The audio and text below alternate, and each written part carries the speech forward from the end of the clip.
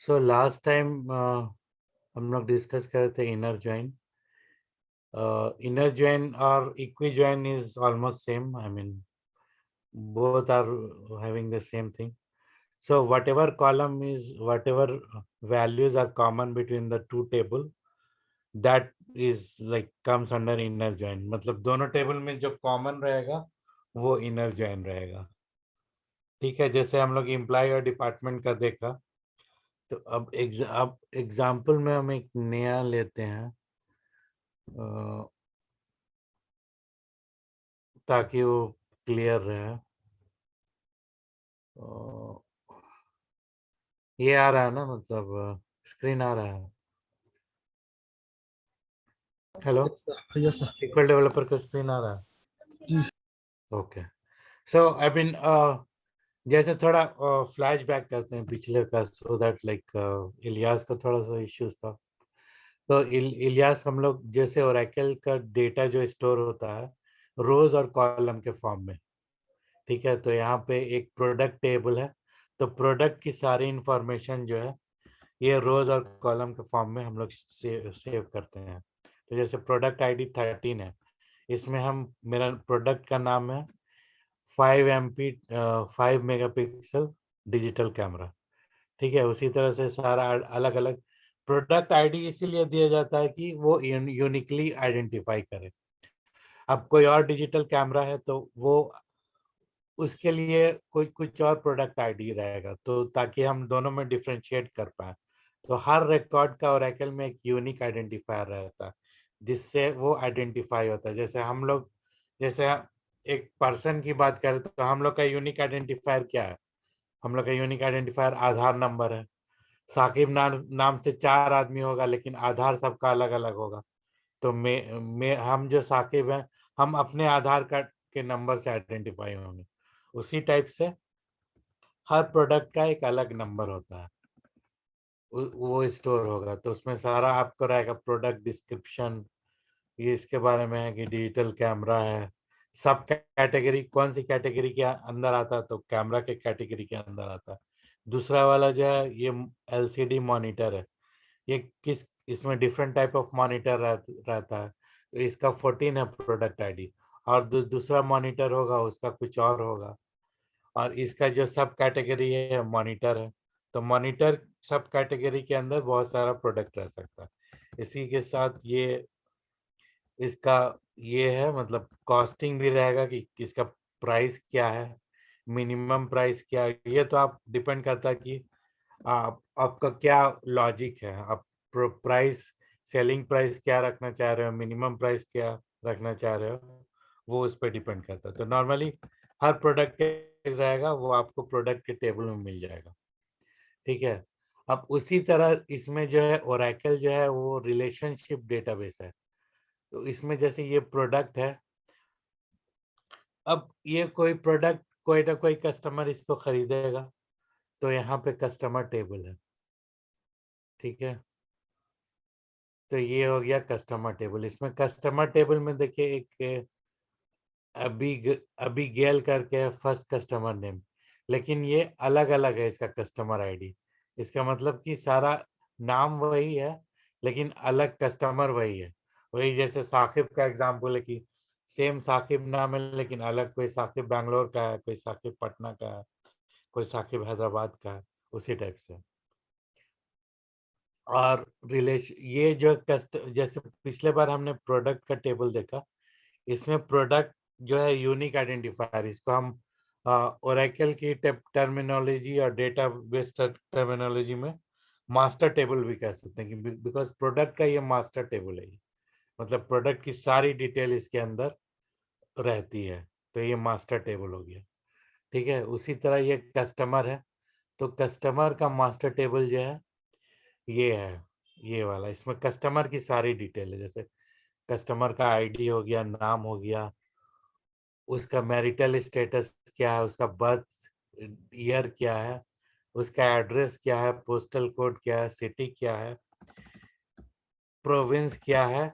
जैसे हम लोग अगर ये तो यूएस का है तो इसमें उसी टाइप से है सिटी प्रोविंस.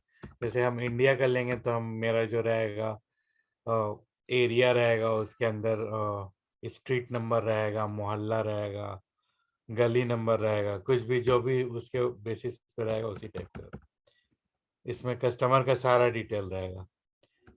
ठीक है, कस्टमर ईमेल है, कस्टमर फोन है, कस्टमर का क्रेडिट लिमिट है। तो क्रेडिट लिमिट तो ये सब बिजनेस लॉजिक पे है। जैसे कोई भी कंपनी किसी को लोन देती है तो वो उसका देखेगी कि इसकी सैलरी क्या है, उसका टोटल इनकम क्या है, उसका प्रॉफिट क्या है, उसका खर्चा क्या है, उसको देख के उसका क्रेडिट लिमिट तय होता है। उसी के बेसिस पे उसका रेटिंग किया जाता है, फिर रेटिंग के बेस पे कंपनी मतलब उसको लोन देगी या नहीं देगी डिसाइड करेगी। तो वो एक अलग ही है, मतलब हर इसका अलग अलग लॉजिक है। तो बेसिकली जो मतलब मोटा मोटी ये पॉइंट है कि ये कस्टमर का मेन टेबल है, मास्टर टेबल। अब यहाँ पे मेरा कस्टमर हो गया, यहाँ पे प्रोडक्ट हो गया, यहाँ पे कस्टमर हो गया। अब सेल्स है। सेल्स में ये इसको मास्टर टेबल नहीं कहेंगे, इसको हम ट्रांजैक्शन टेबल कहेंगे। इसमें ये डिटेल रखिए कौन सा, देखिए प्रोडक्ट आईडी, इससे हम प्रोडक्ट को लिंक कर सकते हैं, जैसे एलसीडी मॉनिटर। कस्टमर आईडी, इससे कस्टमर को लिंक कर सकते हैं कि साकिब रहमान। तो इस सेल्स टेबल में मतलब ये दोनों तो मास्टर टेबल है, इसमें ये दोनों का डिटेल रहेगा, लेकिन सेल्स टेबल में सेल्स डिटेल रहेगा। सेल्स डिटेल मतलब बोले तो पूरे का लिंक, मतलब कौन सा कस्टमर ने किस प्रोडक्ट को किस डेट पे कितने रेट पे खरीदा। तो जैसे साकिब रहमान प्रोडक्ट, मेरा कस्टमर आईडी 987, मैंने एलसीडी मॉनिटर खरीदा 10 जनवरी 98 को, और उसके लिए मैंने, उसका क्वांटिटी एक था, उसके लिए अमाउंट मैंने 1232 रुपया इतना में खरीदा। ठीक है, उसमें अलग अलग ये है, चैनल आईडी मतलब किस सोर्स के थ्रू आया, प्रोमो आईडी मतलब इस पे कुछ डिस्काउंट एप्लीकेबल है नहीं, उसके लिए अलग टेबल है, हम उतना डिटेल नहीं बताना चाह रहे हैं अभी, जस्ट ओवरव्यू के लिए। तो ये तीन चीज बहुत इंपॉर्टेंट है। आप कोई भी डेटाबेस डिजाइन करने के लिए आपका कौन सा ये प्रोडक्ट है, उस प्रोडक्ट को लेने वाला कौन सा कस्टमर है, और वो कौन सा कस्टमर कौन सा प्रोडक्ट लेगा, ये सारी डिटेल्स जो है सेल्स में है। तो यही है, मतलब रिलेशनल डेटाबेस मैनेजमेंट सिस्टम जो ओरेकल है, उसका यही बेनिफिट है कि वो रिलेशनशिप रखता है सारे टेबल्स के बीच में।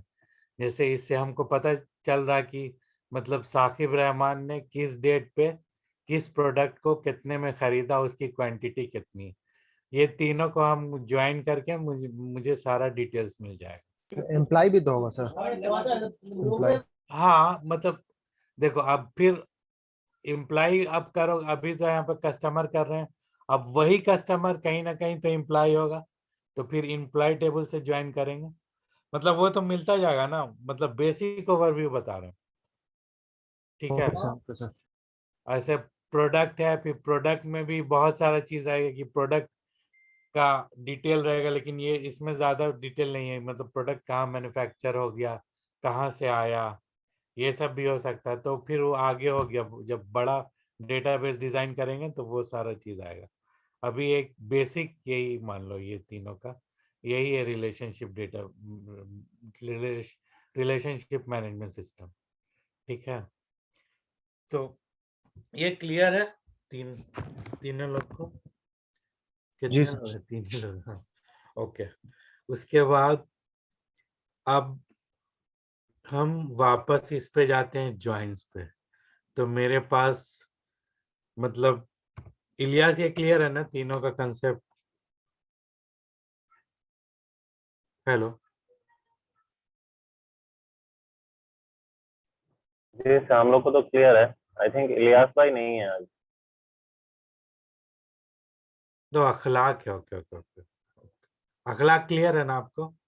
क्लियर है सर। Thank you. ठीक है, अब वापस आते हैं।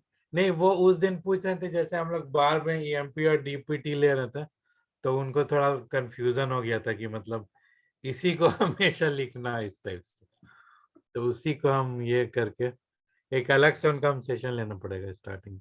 ठीक है, नो प्रॉब्लम। तो अब आते हैं हम इक्वी ज्वाइन पे। इक्वी ज्वाइन जैसे हम लोग डिस्कस कर चुके हैं, दोनों में जो कॉमन कॉलम्स होगा वो इक्वी ज्वाइन होगा। तो मेरे पास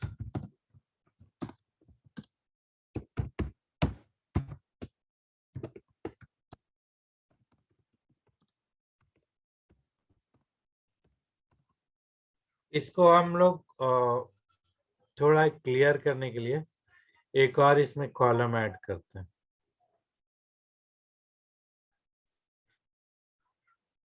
नहीं तो फिर अलग ही से एक नया टेबल बनाते हैं वो ज्यादा। ठीक है,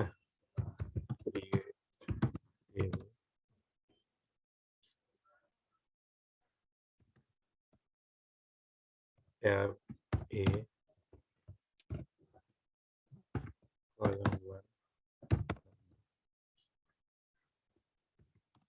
कुछ भी नंबर, एक ही कॉलम का टेबल बना।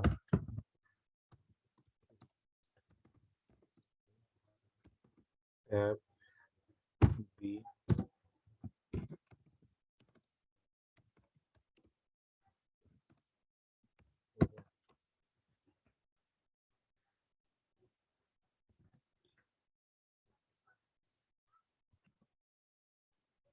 हो गया, दोनों क्रिएट हो गया।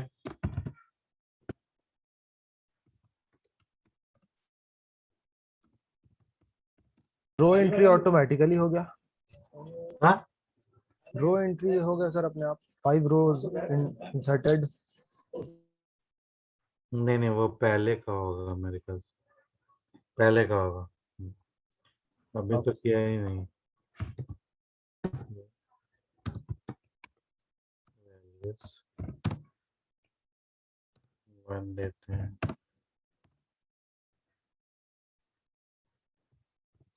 एक में ऑड देते हैं, एक में इवन देते हैं। ठीक है, 3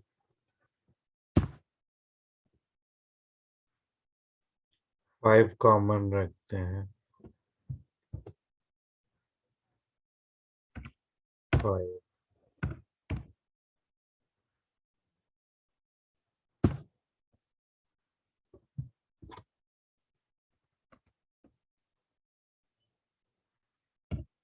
7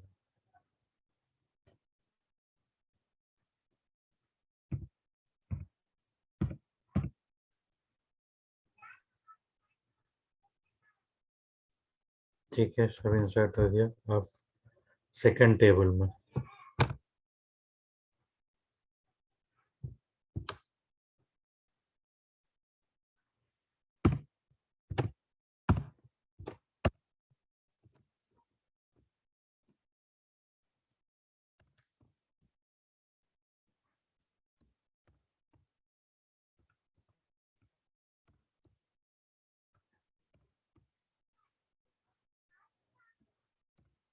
टू 4 5 8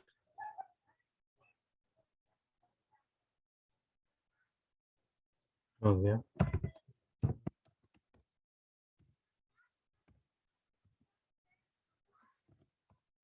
हमने सेलेक्ट कॉलम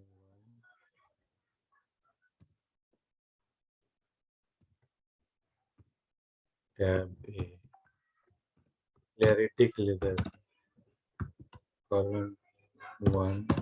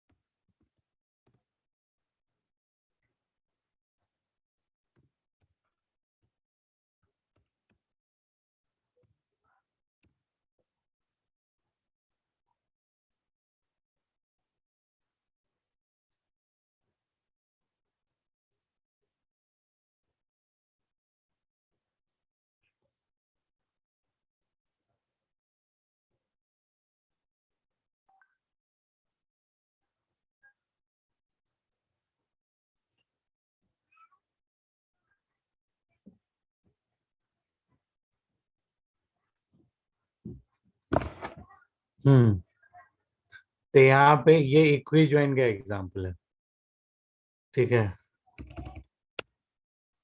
ये इक्वी ज्वाइन का दोनों में जो कॉमन था वो 5 था, ठीक है, तो इक्वी ज्वाइन हो गया। और इक्वी ज्वाइन को लिखने का एक और तरीका है, यहाँ पे हमने यहाँ पे खाली टेबल चेंज कर देंगे, टैब। एट्रीब्यूट्स तो एक ही हम लोग क्रिएट किए थे, हाँ एट्रीब्यूट्स तो एक ही क्रिएट किए थे उसमें सर। हाँ ठीक है ना, कोई बात नहीं। टैब बी वेयर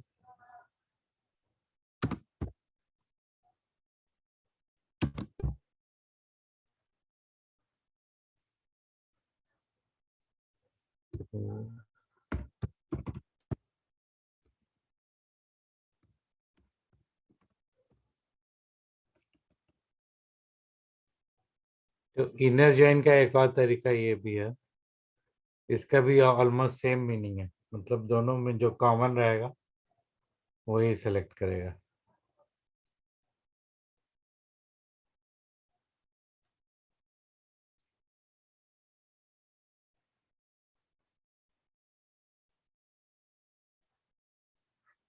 So,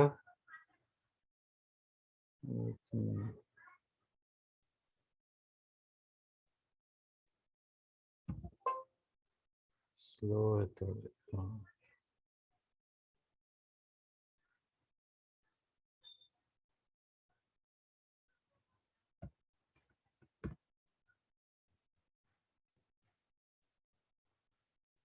तो दोनों का रिजल्ट सेम है। अब इसमें थोड़ा सा चेंज करेंगे, इनर ज्वाइन की जगह लेफ्ट ज्वाइन कर देंगे।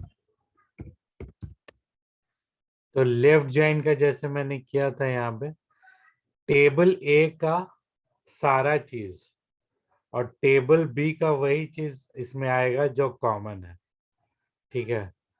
तो इस हिसाब से अब देखते हैं इसमें क्या आता है रिजल्ट।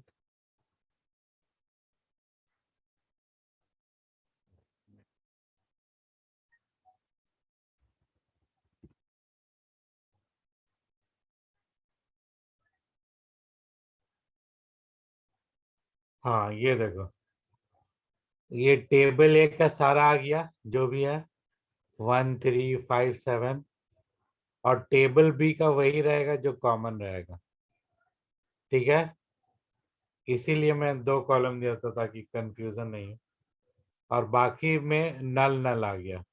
अगर इसी को हम सिंपल, ये लेफ्ट ज्वाइन हो गया, मतलब लेफ्ट टेबल का सारा चीज और राइट टेबल का वही जो कॉमन है, तो इसमें कॉमन सिर्फ 5 है। और इसमें अगर ये वाला पहला वाला चला तो इसमें सिर्फ जो कॉमन कॉलम था वो आ रहा था। तो ये हो गया पहला, ये जो ये इनर ज्वाइन हो गया, और ये हो गया लेफ्ट ज्वाइन। उसी तरह से इसको अब राइट ज्वाइन में देखो, राइट ज्वाइन में क्या होगा, इसका सारा राइट का टेबल पूरा, बी लेफ्ट का का सारा कॉमन। चीज। क्या बोल रहा था? राइट का पूरा होगा, लेफ्ट का कॉमन। हाँ, लेफ्ट का वही होगा जो कॉमन होगा।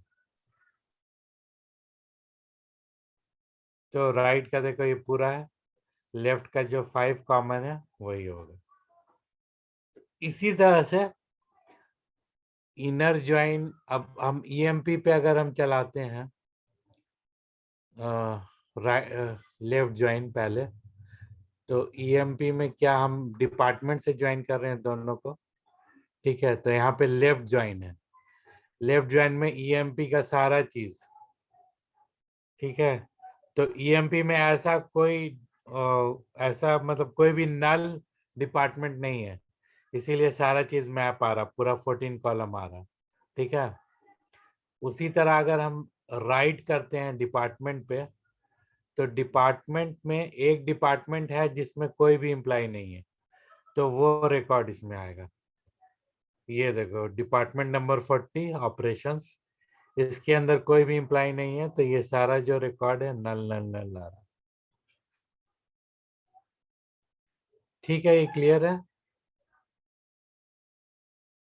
और इसी तरह से इम्प्लाई में तुम ऐड भी कर सकते हो, मतलब वो क्लियर देखने के लिए, ठीक है। यहाँ पे करते हैं, इम्प्लाई डेटा लेफ्ट जॉइन में ना यहाँ पर करते हैं इंसर्ट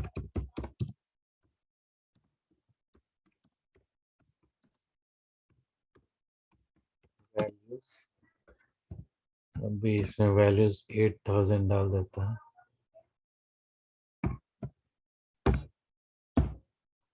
नेम कुछ भी डाल देते हैं।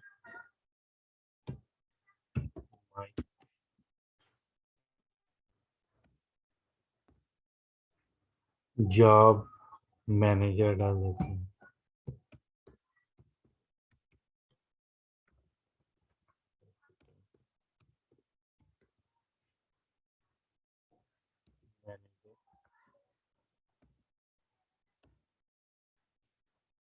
हायर डेट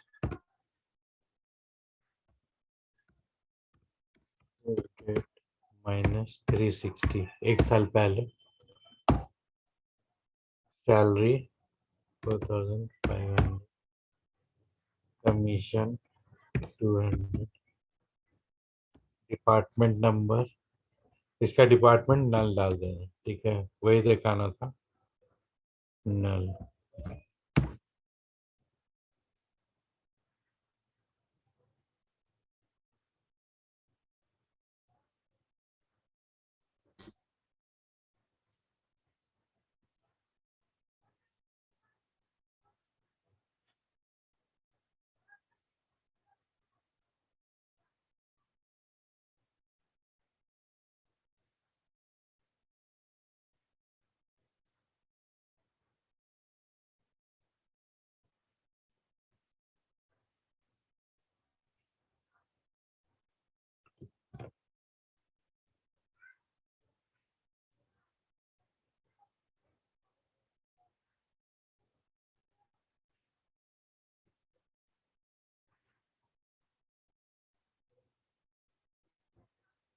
पता नहीं कहाँ अटक जाता है।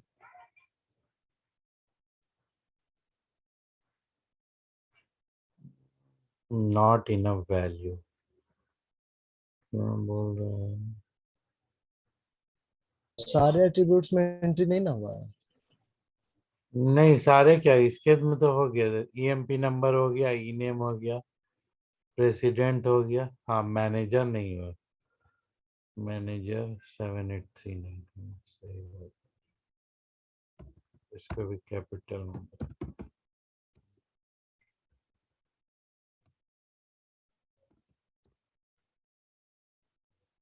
माइक जॉब मैनेजर हो गया। मैनेजर हाँ जॉब के बाद मैनेजर तो मैनेजर उसका 7839 कर देते हैं। प्रेसिडेंट जो है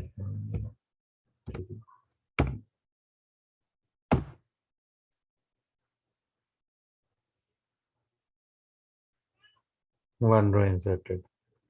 अब देखते हैं इसमें लेफ्ट जॉइन में।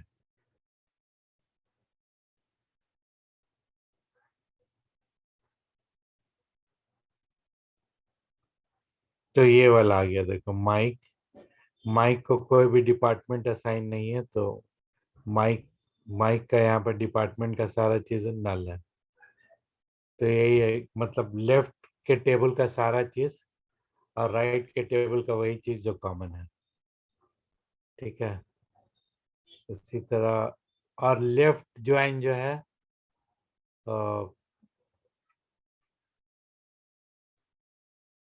ये राइट ज्वाइन हो गया। राइट ज्वाइन में तो कोई फर्क नहीं पड़ेगा। यहाँ पे ऑपरेशंस जो है इसके में कोई असाइन नहीं है तो ये आ गया।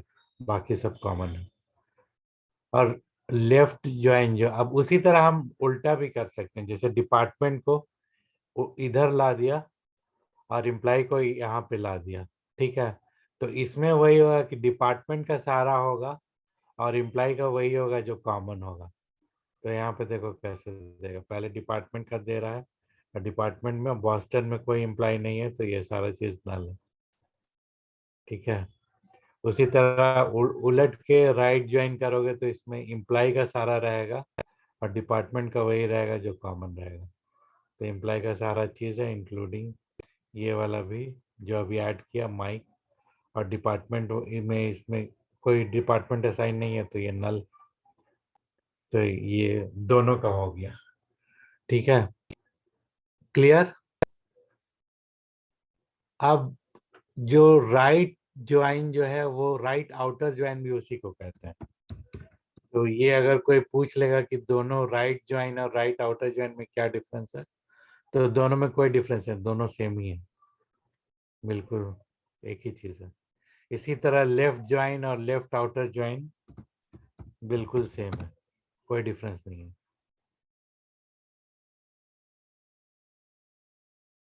Same thing. ठीक है, इसमें आ गया डिपार्टमेंट, इसका नल है। अब हम लोग देख चुके हैं कि दोनों लेफ्ट और राइट ज्वाइन हो गया। अब यहाँ पे फुल आउटर ज्वाइन।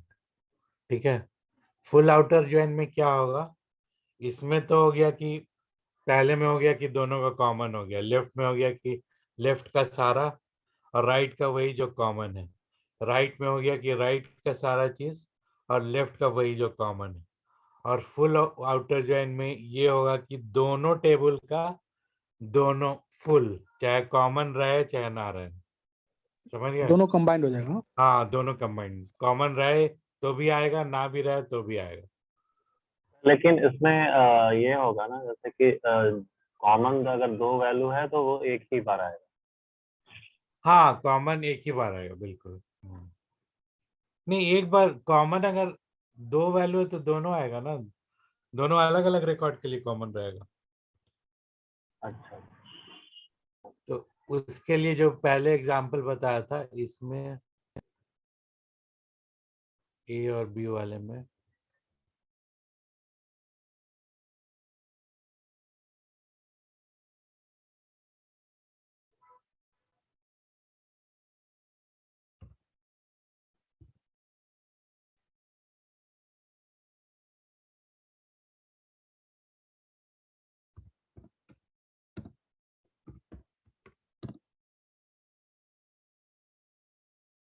ये फुल आउटर ज्वाइन है, दोनों ए और बी जो टेबल बनाए थे उससे थोड़ा करके देख रहे हैं। टैब ए कोलन 1। तो टैब ए के बाद ए छोड़िए। हाँ,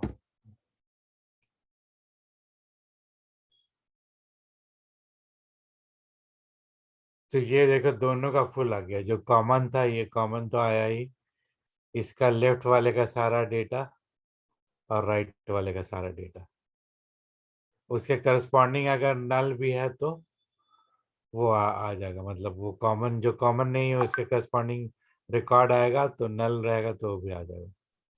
तो यही इसका ये एडवांटेज है। अब फुल आउटर ज्वाइन में ये देखते हैं इसमें क्या है इम्प्लाई में। तो इम्प्लाई में मेरे पास 14 रिकॉर्ड था, अब यहाँ पे हम मेरे पास 16 रिकॉर्ड हो गया, दोनों का एक एक एक्स्ट्रा आ रहा।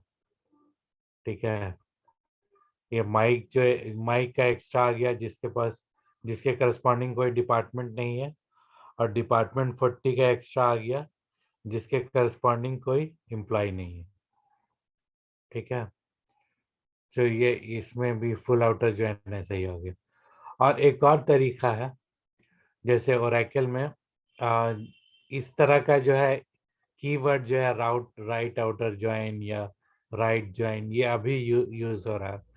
प्रीवियसली जो ओरेकल, जो पुराना ओरेकल है 7 और 8 और 9, ये सब में है ना, 9 से ये आ गया था इनर ज्वाइन आउट, इस समय हम लोग इस टाइप से यूज करते थे।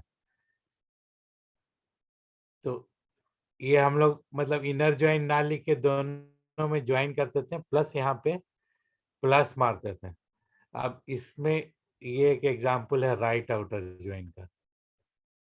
तो इसका मतलब है कि डिपार्टमेंट, राइट में मेरा डिपार्टमेंट है ना, डिपार्टमेंट का सारा और इम्प्लाई का वही जो प्रेजेंट है, तो डिपार्टमेंट का सारा आ गया और इम्प्लाई का वही जो प्रेजेंट है, तो इम्प्लाई जो जो कॉमन है इम्प्लाई उसका आ गया, नया मैंने माइक ऐड किया था उसका नहीं आया। ठीक है, ये समझ गया। ये सेम चीज है, as good as right outer join है, लेकिन खाली यहाँ पर तरीका चेंज है कि यहाँ पे दोनों इक्वालिटी ऑपरेटर तो होगा ही, प्लस यहाँ पे जहाँ पे डिफिशियंसी रहेगी, मतलब जहाँ पे कम रहेगा उसके तरफ प्लस करेंगे। जैसे इसमें डिपार्टमेंट है तो डिपार्टमेंट का सारा, और इम्प्लाई का वही जो प्रेजेंट है, तो इम्प्लाई की तरफ डिफिशियंसी है तो इम्प्लाई में प्लस होगा। इसी तरह से यहाँ पे इम्प्लाई का सहारा और डिपार्टमेंट का जो वही जो कॉमन है, तो डिपार्टमेंट में डिफिशियंसी हो तो यहाँ पे जब इस साइड में लिख रहे हैं तो ये प्लस जो है ना इस साइड होगा, और मतलब यहाँ पे इससे इज इक्वल टू के बगल में हो गया, यहाँ पे इसके लास्ट में होगा, यहाँ पे प्लस होगा। ये दिखाते हैं। तो इसमें इम्प्लाई का सहारा हो गया, तो इम्प्लाई जो मैंने मैनेजर ऐड किया था वो भी आ गया, और डिपार्टमेंट का वही जो कॉमन है तो ये डिपार्टमेंट आ गया। तो ये दोनों भी जो है सेम चीज करता है, लेकिन खाली सिंटेक्स अलग अलग है। तो जो पुराना प्रोग्रामर रहेगा, ये जो बहुत दिन से काम कर रहा है इस पे, वो इसी टाइप का यूज करता है, वो इनर आउटर जॉइन वो नहीं लिखता है। कोई भी पुराना प्रोग्रामर रहेगा या पुराना एनालिस्ट रहेगा। ठीक है, ये क्लियर हो गया।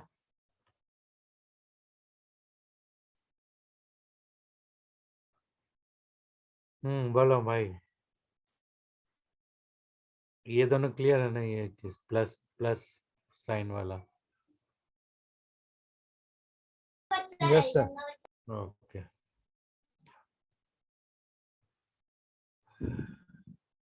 फुल आउटर ज्वाइन हो ही गया।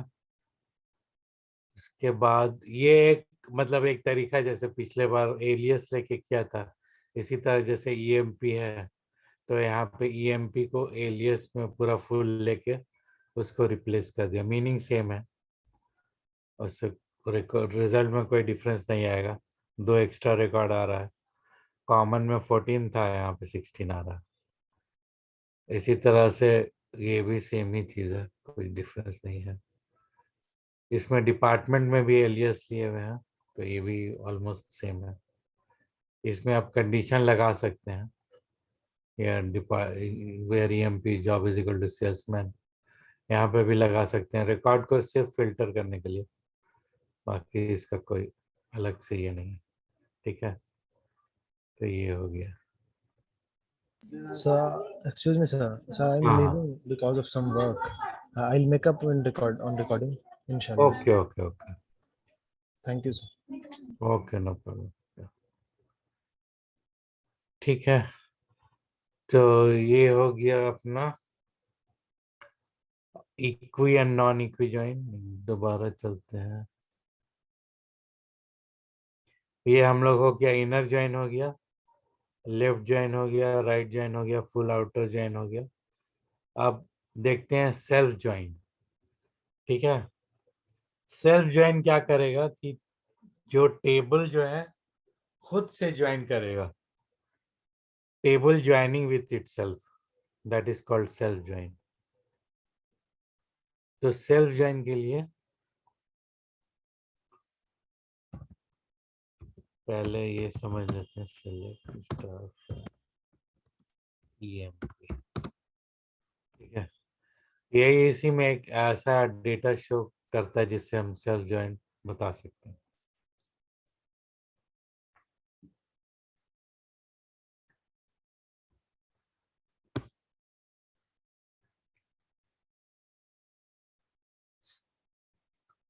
तो यहाँ पर जैसे ये है ब्लेक। ठीक है, ब्लेक का डेटा, ब्लेक का मैनेजर कौन है? 7839, मैनेजर 7839 है। जो 7839 इम्प्लाई हम देख रहे हैं तो वो किंग है, जिसका जॉब प्रेसिडेंट है। इसी तरह स्कॉट है, स्कॉट का मैनेजर कौन है? 7566, 7566 जोन्स है, तो स्कॉट का मैनेजर जो है वो जोन्स है। तो इसी तरह से सेल्फ ज्वाइन करके मैनेजर, इम्प्लाई नंबर और मैनेजर दोनों में एक ही डेटा, एक ही टाइप का डेटा, इसको ज्वाइन करके हम ये पता कर सकते हैं कि कौन सा एम्प्लॉय का मैनेजर कौन है with in the same line. अभी तो हम लोग आगे पीछे करके देखना पड़ रहा है ना कि ये एम्प्लॉय है, इसका मैनेजर ये है। जैसे ये स्मिथ है, क्लर्क है, इसका मैनेजर जो है 7902 7902 7902 फॉर्ड है, वो एनालिस्ट है, वो मैनेजर है स्मिथ का। तो इसी तरह से सेल्फ ज्वाइन जो होगा उसमें टेबल अपने आप में ज्वाइन करके वो जो हम लोग को डिजायर्ड रिजल्ट है वो फाइंड आउट करेगा। तो इसका देखते हैं कैसे क्वेरी लिखेंगे। सेलेक्ट, हम लोग को क्या चाहिए, ईएमपी नंबर, ई नेम,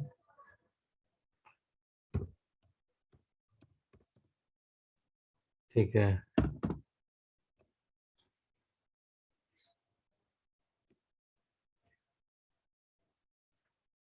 मैनेजर, सैलरी भी दे सकते हैं, सैलरी,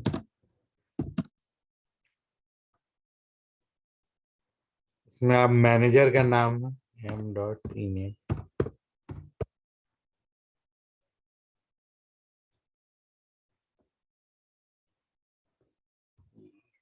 डॉट एमजीआर। इसमें सेल्फ जॉइन में क्या करता है कि एक ही टेबल का दो एलियस बनाना, from emp e emp m manager, यहाँ पे e डॉट emp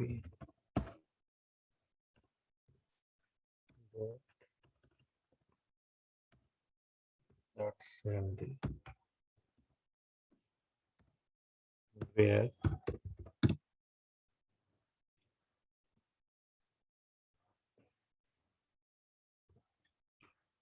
dot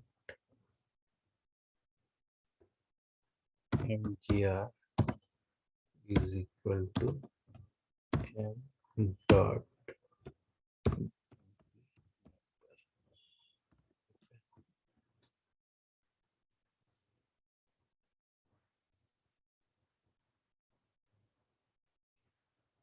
तो अब जैसे फॉर्ड है, फॉर्ड का ये मैनेजर नेम है, यहाँ पे ये एलियस दे सकते हैं मैनेजर नेम,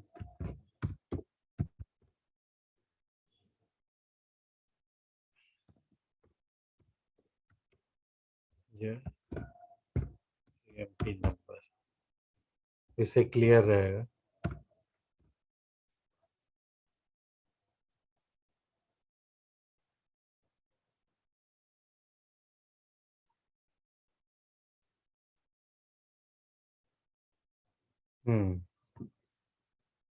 तो अब आ गया देखो, एम्प्लॉय नंबर 7902, उसका मैनेजर जो है 7566, मैनेजर नेम जोन्स है। एम्प्लॉय नंबर 7782 स्कॉट है, इसका मैनेजर 7566 है जो भी जोन्स है। एम्प्लॉय नंबर 7499 एलन है, सैलरी इसका नहीं है। मैनेजर इसका ये 7698 है जो कि ब्लेक है, ठीक है। इसी तरह से ये सारे का ब्लेक मैनेजर है। ये मिलर है, मिलर का मैनेजर क्लार्क है। एडम्स का मैनेजर स्कॉट है। माइक है, माइक जो मैंने क्रिएट किया था 8000, इसका मैनेजर है किंग। इसी तरह ये सारे का मैनेजर जो है किंग है। तो इसी से सेल्फ ज्वाइन से with in the same table हम लोग कॉमन लॉजिकल कॉलम से ज्वाइन करके वो हम जो डिजायर्ड रिजल्ट है कौन सा एम्प्लॉय उसका मैनेजर कौन है वो फाइंड आउट कर सकते हैं। तो ये हो गया सेल्फ ज्वाइन, ठीक है।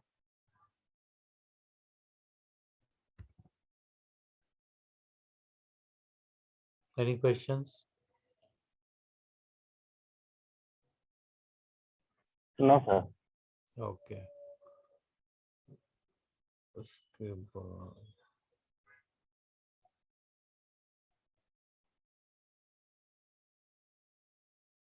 उसके बाद एक सिंपल ज्वाइन है जिसको क्रॉस ज्वाइन करते हैं। सेलेक्ट स्टार टैब ए कॉमा टैब,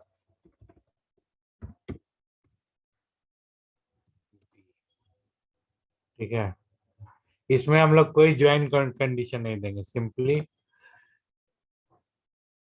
इसको ऐसे ही लिख देंगे। तो इसको क्रॉस ज्वाइन कहा जाता है। तो क्रॉस ज्वाइन का रिजल्ट जो होगा वो नंबर ऑफ रिकॉर्ड मतलब m इंटू एन होगा। अगर 4 रिकॉर्ड इसके अंदर है, 4 रिकॉर्ड इसके अंदर है, तो टोटल आउटपुट जो होगा वो 16 रहेगा, 14 रिकॉर्ड, बिकॉज हम कोई ज्वाइन कंडीशन नहीं दे रहे हैं। तो सिंपली इसको क्रॉस ज्वाइन कहते हैं। बेसिकली इसका यूज है कि डिफरेंट परमुटेशन कम्बिनेशन के लिए कुछ अगर रिक्वायरमेंट रहेगा तो हम लोग यूज कर सकते हैं। इसका एक और सिंटेक्स भी है, क्या है, EMP cross join department. Simply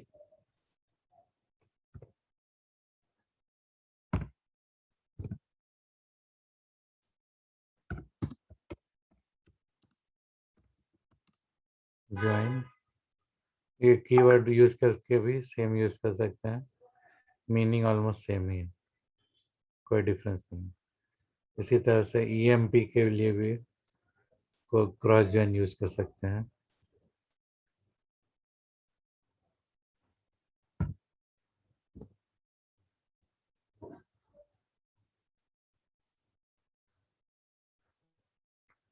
तो ये टोटल 14 इंटू EMP में कितना था, 15 था, 15 इंटू 4 तो 60 रिकॉर्ड्स इसका आउटपुट है, ठीक है। उसी तरह से नेचुरल ज्वाइन है, नेचुरल ज्वाइन भी सेम रहेगा एज इट इज, सिर्फ हम नेचुरल ज्वाइन कीवर्ड इसमें यूज करेंगे।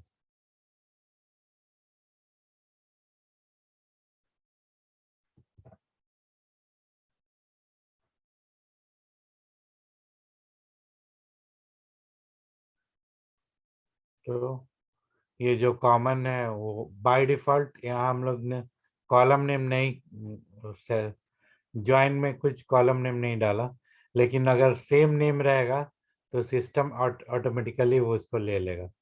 यही इसका यूज है नेचुरल ज्वाइन का, हम लोग को देने की जरूरत नहीं है। System will automatically take the common column from both the tables and join, ठीक है। Any question? तो ये नेचुरल ज्वाइन फिर से थोड़ा समझा दीजिए। नेचुरल ज्वाइन में सेम चीज रहेगा जो इक्वी ज्वाइन में है ना, almost everything is same. EMP number, salary, location, commission. अब यहाँ से लोकेशन वहां से आ रहा है, डी नेम वहां से आ रहा है डिपार्टमेंट से। तो इसमें इसमें यही फायदा है कि हमको ज्वाइन कंडीशन देने की जरूरत नहीं है, ऑटोमेटिकली वो ले रहा। जहाँ पे हम लोग हमेशा पिछले बार में हमेशा ज्वाइन ज्वाइन सब पे कंडीशन दिया ना, वो कंडीशन देने की जरूरत नहीं है। ये डायरेक्टली नेचुरल ज्वाइन अपने आप कर रहा है कॉमन कॉलम लेके। इस पे भी देख लेते हैं, इसको नेचुरल ज्वाइन करते हैं तो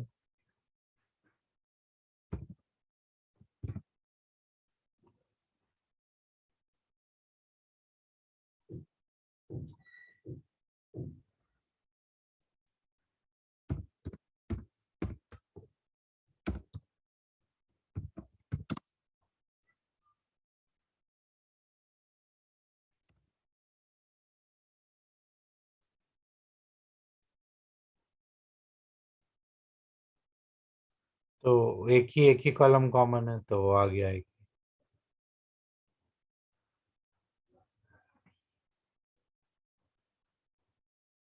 ठीक है,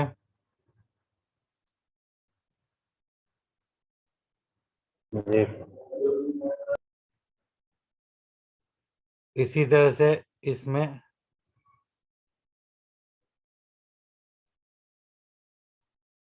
यूजिंग करके भी कीवर्ड यूज करके हम ज्वाइन कर सकते हैं।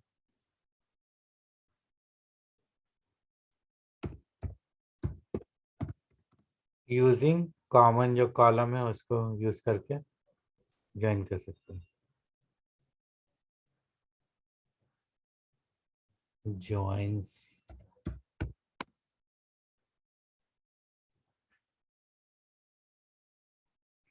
इसका भी सेम मीनिंग है, कोई डिफरेंस नहीं है। जो कॉमन रहेगा, यहाँ पे हमने कोई स्पेसिफाई नहीं किया था कॉलम नेम ज्वाइन करने वाला, यहाँ पे सिर्फ एक ही कॉलम नेम जो कॉमन है उसको यूजिंग कीवर्ड करके ज्वाइन किया। ठीक है, तो ये भी एक तरह का ज्वाइन है यूजिंग कीवर्ड यूज करके।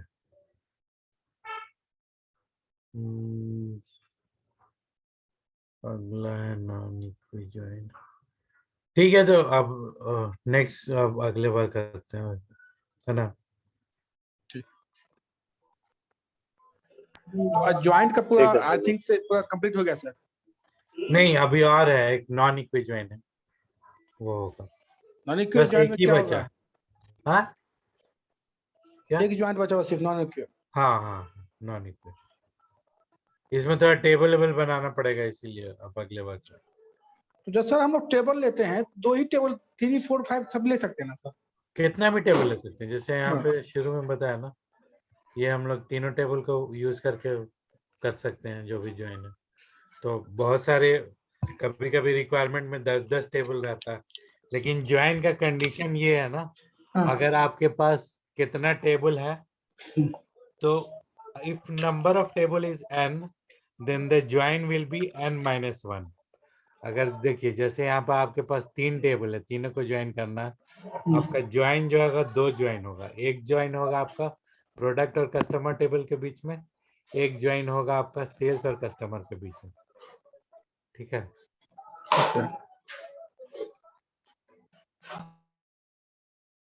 तो नहीं, तो ऐसा ही होता, मतलब जितना टेबल यहाँ पर EMP DPT है तो हमेशा एक ही ज्वाइन से काम चला। तो जो भी कॉमन कॉलम है उसी से ज्वाइन होता है। ज्वाइन का तो कभी कभी 8 9 10 भी ज्वाइन रहता है। कोई लंबी चौड़ी क्वेरी लिखना हुआ, लंबा चौड़ा रिक्वायरमेंट हो गया, तो उसमें बहुत सारा ज्वाइन करना पड़ता है। लेकिन बेटर है कि आदमी मिनिमाइज करे, वो ज़्यादा अच्छा रहेगा। और कभी कभी ये होता है कि ज़्यादा क्वेरी ज़्यादा ज्वाइन करने में फास्ट होता है, क्योंकि सारा वेयर कंडीशन फिल्टर करता जाता है और क्वेरी रिट्रीवल बहुत फास्ट रहता है। ठीक है, और कोई क्वेश्चन? नहीं सर। ओके, ठीक है, तो कुछ क्वेश्चन होगा हम असाइनमेंट भेजेंगे। ठीक सर। ठीक है, okay okay sir, bye. Okay, bye. Recording में भेज देंगे इसको। ओके। अल्लाह। ठीक है, अल्लाह हाफिज।